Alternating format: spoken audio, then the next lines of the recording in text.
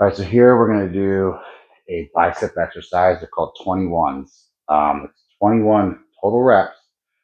I'll show it to you here. It's going to be 7 reps in 3 different positions. Really going to concentrate on the full rep of the bicep curl. So we're going to hit it in every angle. We're going to isolate those 3 different spots. So let me show you. You can use this with dumbbells. You can use it with barbell.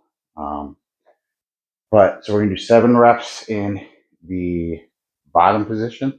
So we're only gonna bring it up to here and stop. So halfway up. So that's 1, 2, 3, 4, 5, 6. And that 7th one, I'm gonna stop.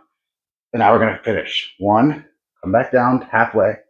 2, 3, 4, 5, 6, 7. And now we're gonna come all the way down. Now we're gonna do 7 full reps.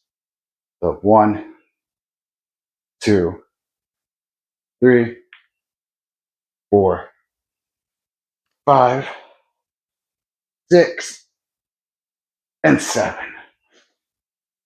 So these are pretty killer by at least the 3rd set that we do. You're really gonna be feeling it, if not in the first one.